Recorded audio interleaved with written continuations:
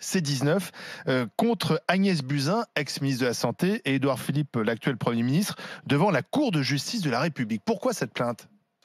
Il y avait deux façons de faire les choses. Soit on attendait la fin de la crise, c'est-à-dire dans 2 mois, 3 mois ou 4 mois pour pouvoir dire à tout le monde ce qui s'était passé, soit on bougeait aujourd'hui.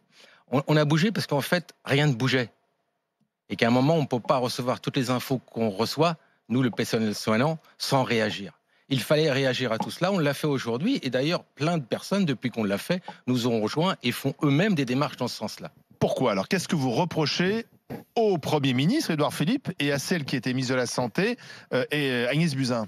Les grandes gueules, vous pourriez tous ici répondre, d'accord? Qu'est-ce que je reproche? Mais vous savez, je viens pas en tant que Ludovic Toro, je viens en tant que médecin et des gens que je côtoie tous les jours, du personnel soignant dans les hôpitaux, dans les villes. Mais que de retard et que de mensonges. C'est ça que je reproche. Mensonge. Mensonge, tout à fait. C'est Alain Marchal qui parle. Hein. Eh ben, il peut le parler. docteur Toro a sursauté. Je commençais à avoir peur. Je me disais, viens nous, au secours. On va me couper, c'est fini. Voilà, au secours, les grandes gueules au couvert. Non, tout ça pour vous dire. Premier cas, il y a 2 mois. Et aujourd'hui, qu'est-ce qu'on fait? Tranquillement, on nous annonce qu'on va mettre des tests et des masques. Sérieusement. Sérieusement. Vous savez...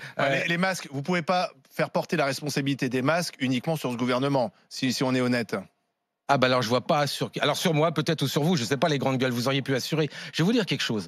En Chine, comment ils ont réagi? En 15 jours, ils font 2 hôpitaux.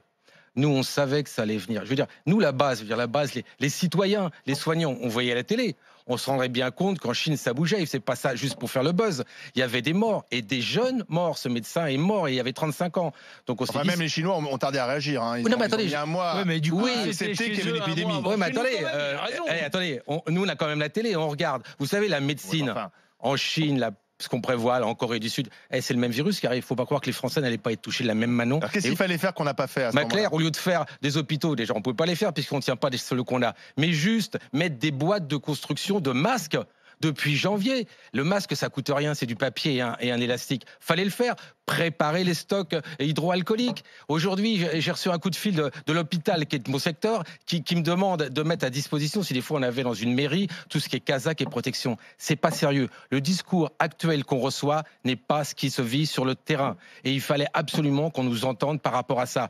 Parce qu'on n'est pas dans un domaine économique, on n'est pas dans un domaine politique, on est dans un domaine de santé. Et un mort, c'est un mort de trop.